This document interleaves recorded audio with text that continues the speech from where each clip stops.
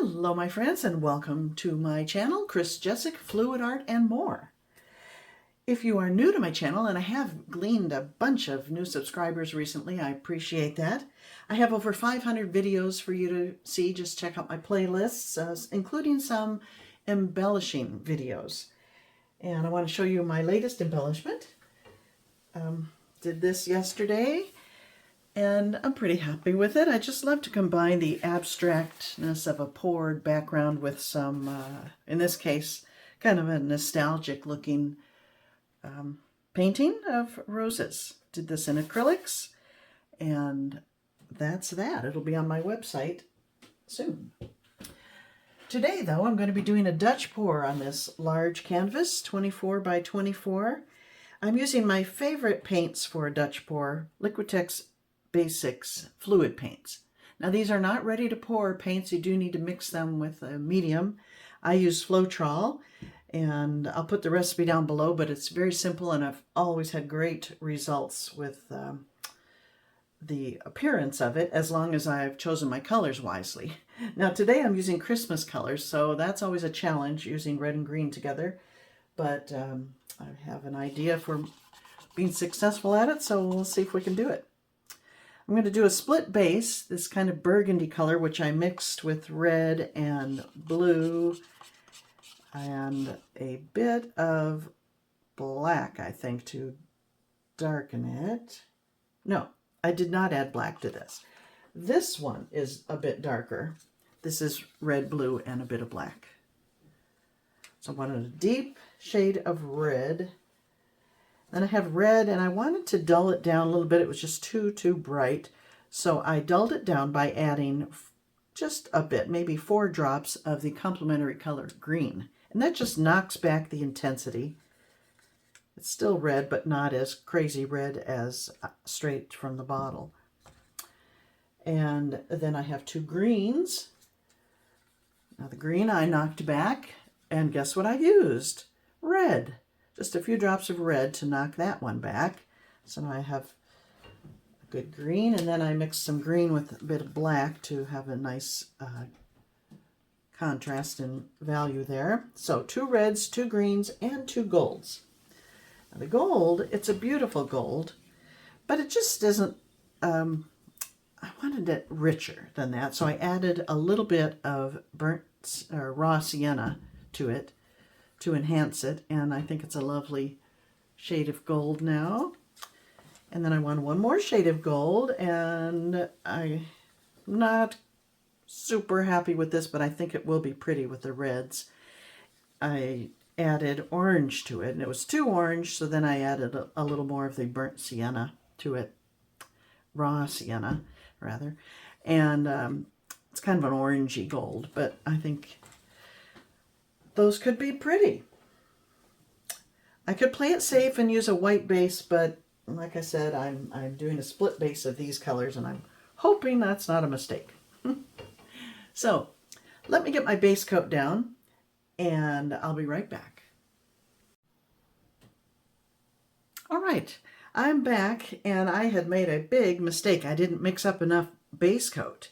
Now that's not an issue if you are using just white or black or something, but I had custom mixed both these colors, and so it was a bit of a challenge. I was able to mix this one easily enough and poured more of that, but this one I couldn't match because I couldn't remember which red I used for the base, whether it was alizarin crimson or Napthol Red or Cad Red.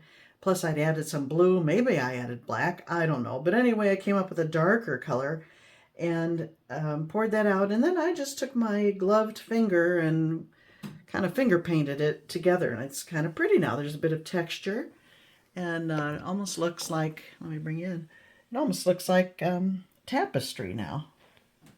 So we'll see. Let's blow this thing out and see what we get. I'm going to start with my brightest red. And here we go.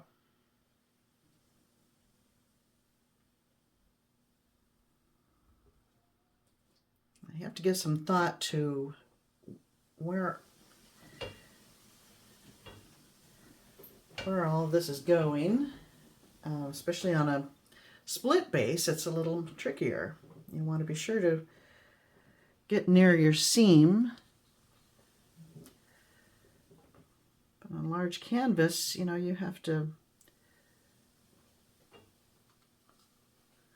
make sure your space is filled correctly too, sufficiently.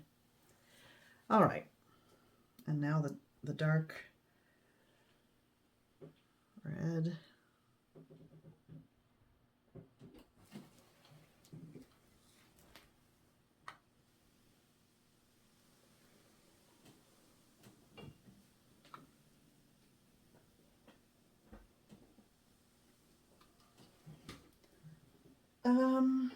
Gold.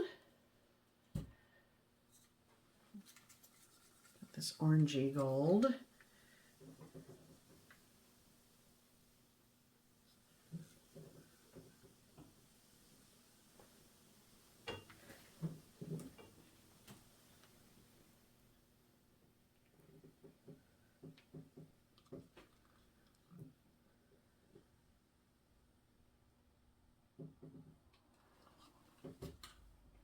And now more of a yellow gold.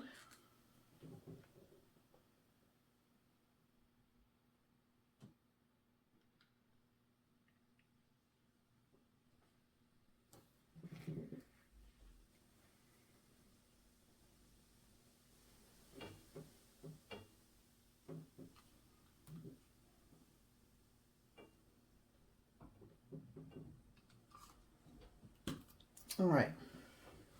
I could probably blow this out and be happy with it, but I do want to add a little green. I'm going to go with a dark, and I'm not going to add it on top of these. I'm going to add it alongside. That way there's less chance of it mixing poorly. I'm just going to add hints of it. So a little bit here.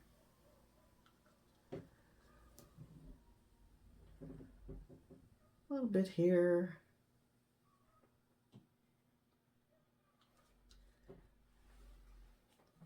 See how it looks in this dark area.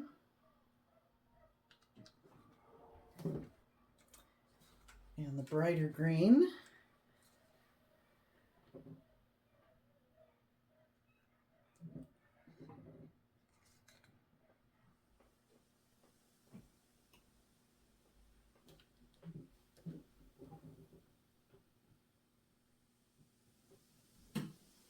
I just don't know how I'm going to like it, so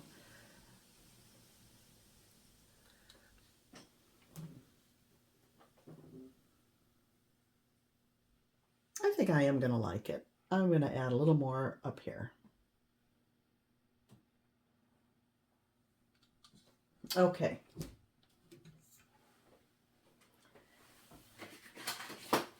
And here we go. I've got my little flower dryer. It does not have a cool setting on it, but I find if I don't blow out more than 2 times, it works just fine. So here we go.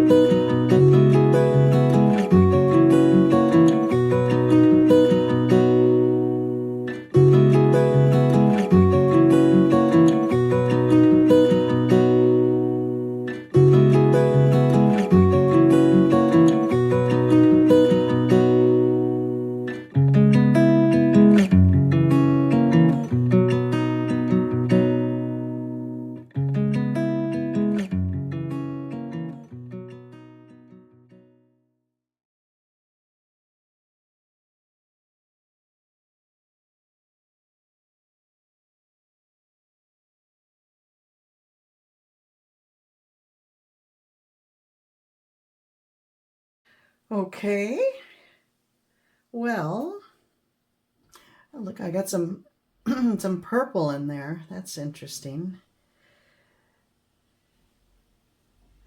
I think I like it overall. I think it's quite dramatic and striking.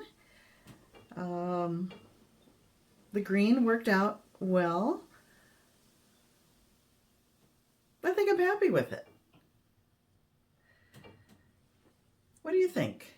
Let me bring it in for a closer look. I think I always like the darker area as the bottom, so you're looking at it upside down, but when I take the picture at the end, I will show you the orientation I prefer.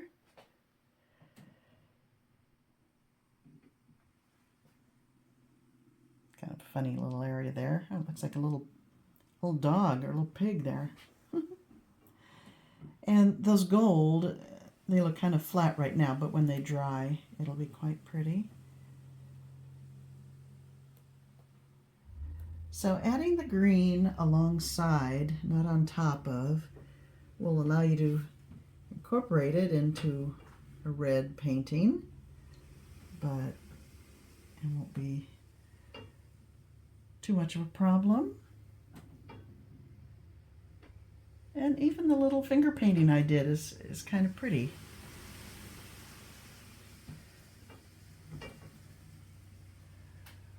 So there we go. It's a pretty big Dutch pour. Nice for the holidays. And I thank you for watching, my friends. See you next time.